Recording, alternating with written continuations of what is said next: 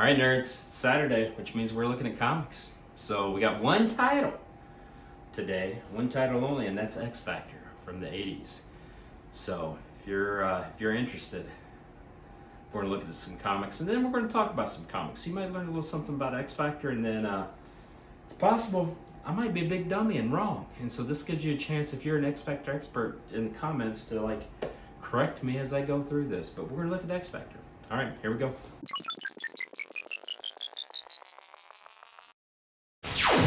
Of course, we're going to start out with number one. This is X Factor number one. Didn't it start in 85? I think 85. Maybe 86, I think 85. See, already you get a chance, if I'm wrong, to get in the comments and tell me I'm wrong. But let's talk about this. So that's X Factor 1, X Factor 2, and X Factor 3.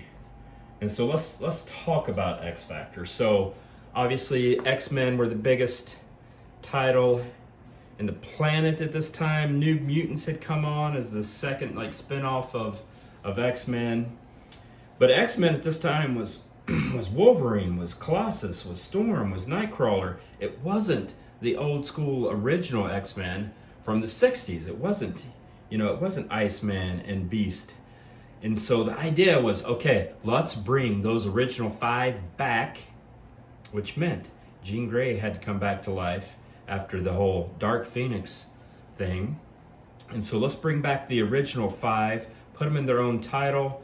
It was written not by Chris Claremont, it was written by Bob Layton, which was a cause of consternation because Chris Claremont was like, I'm not sure I like what that Layton guy's doing. And so Layton wrote the first 4 issues, I think. And then by issue 5, which is here, this is where Louise Wheezy Simonson took over, which was a long-time editor of Claremont, and Claremont and Wheezy were really good buds. They got along. They shared a same mindset for the characters, and so this was really good. Now this is the first cameo appearance of Apocalypse, and so that is a neat comic. Now this is the first appearance of Apocalypse. So this comic is fairly valuable, but it's not super valuable. I mean, this is Apocalypse. And so you would think this comic would be worth $1 gazillion because it's Apocalypse, who is awesome. But I think the reason for that, in my feeling, is that X Factor is kind of an overlooked comic, and it's a lot better than people give it credit for. This comic has just filled up dollar bins forever, and I think it's a little overlooked because, again, this is the original X-Men. It introduces great characters like Apocalypse. It had a great creative team. Again, it started out a little but then Wheezy Simonson came on, and guess who they got to do the art? Well, if you're going to get Wheezy, you might as well get her husband, Walt Simonson, who is a legend. And so you had the Simonsons working on this comic, which is just a fantastic sort of thing. It introduced the whole premise was that they were the X-Men, but they were almost kind of like the Ghostbusters, right? So remember, this is the mid-'80s, so it's like the Ghostbusters. People would call them in if they saw mutants. And so the original X-Men, they had secret identities as mutant hunters, and they would get rid of this mutant menace when secretly they would help those mutants that they would come across. And a couple of those mutants that they ran across early were Rusty and Skids. So it introduced characters like Rusty and Skids that, again, were these young mutants that folks are like, the mutant menace, we got to get rid of them. And the original X-Men in disguise would come in and be like, we're the Ghostbusters, we'll get rid of them. And then they helped them use their powers. It brought in classic X-Men villains, like the Brotherhood of Evil Mutants, which went after Freedom Force. So they were government mandated at this time to take out mutants as the Freedom Force. And so here you have the Blob, and then obviously Mystique, Pyro, Avalanche came on board at this time. And so it was a really great time, just a great time for comics. I think this is such an underrated series. This was the 25th anniversary edition, and during this time, all comics during this month had a cover like this. And they're extremely collectible at this time. A lot of collectors just remember this fondly.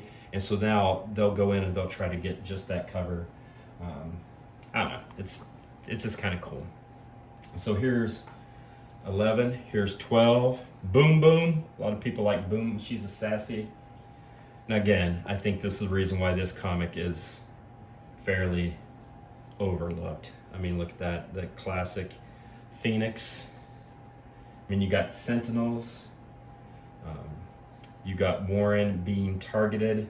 And, you know, eventually his wings will be taken off and he'll become one of Apocalypse horsemen and become Archangel. You have helicopters and gunships. Again, Simonson you see on the cover here. So Walt Simonson was doing art. Louise Simonson was writing. Jean Grey. There was so much drama in this because you had, obviously at this time, Jean Grey was thought to be dead. Cyclops had moved on with Madeline Pryor, which was crazy because we learned that Madeline Pryor was a clone of Jean Grey. And so there was some soap opera stuff going on here. This was obviously when Cyclops and Madeline Pryor's son was born. And Cyclops left them to come back to the team. Other characters were introduced in this run, Leech and Artie. So again, there were a lot of just really great characters that came along board under this guise of, you know, that Ghostbuster thing. They would bring these young mutants in and try to help them out. So it had a little bit of that old school New Mutants, early original X-Men vibe of Xavier teaching up young mutants how to use their powers. Then this is number 23. This is where Hodges, and so that came in, Cameron Hodges. I told you Archangel was coming, and he sure did. Then look here, you have Apocalypse. So you see up here, Angel is now one of the horsemen of Apocalypse, and that starts the Fall of the Mutants. Fall of the Mutants was just a great storyline. This was back when Iceman had his belt to help him control his powers. I think that's a fun cover, just a little Christmassy cover. X Factor 28. This changed a little bit. Change of tone, introduced a new character in Infectia, and the antibodies. She was coming on hard to Iceman. Iceman dug her. You know, back in this day, back early days, Iceman was always flirting with girls and trying to get girlfriends. Later day, he was written as coming out as gay, and so this was during the time when this character trying to seduce Iceman would have been perfectly in character. And so here's again showing that seduction there. All right, we just got a few more. This is not the entire run. Marvel loves to have their heroes fight one another. So battles the Avengers. Here's X Factor. Here's X Factor 34 with, again, Archangel. I don't know who this character is. You can tell me in the comments. Here they are again. Now Inferno. Inferno is where it gets real. All right, so this is Madeline Pryor, who has become the Goblin Queen. Now remember, Madeline Pryor is a clone of Jean Grey, who Cyclops thought was dead. Married Madeline Pryor. She goes off the deep end due to this. A lot of drama. But again, I think this Inferno was just a wild crossover, and I loved it. But I mean, look at this. How is this comic book not? Why aren't people fighting over this comic book? Again, X Factor is just flies below the radar, and I can't figure out why. I mean, you have the clone of Jean Grey, who is turned into the Goblin Queen. Jean Grey on the cover fighting There's demon hordes. It crosses over to everything. It was just good stuff. And so here you have the X-Men cross over into that, and this is during the Australia years. And so the X-Men at that time were, I'm having a hard time, folks. The X-Men at that time were Storm, Colossus, Wolverine, and then see, look back here, you had like Longshot, Dazzler, Rogue. That was back when Psylocke was starting to come as a character. Havoc was on the X-Men, and so this was a really fascinating era of comics. I loved it. All right, that's all I got in terms of the major. Got 3 annuals. Annual number 1, annual number 2, and annual number 3, the Evolutionary War, which could become an interesting storyline if the High Evolutionary indeed appears in like Guardians of the Galaxy 3 or something like that. All right, that's what we got. All right, nerds, X Factor. And so X Factor and more X Factor. If I said something dumb, just correct me in the comments. But again, I love this series. I personally feel it always gets overlooked. It clogs up dollar bins, and you'll just see dollar bins just full of X Factor comics, and I don't know why. I think it's a comic that should get much more attention than it does.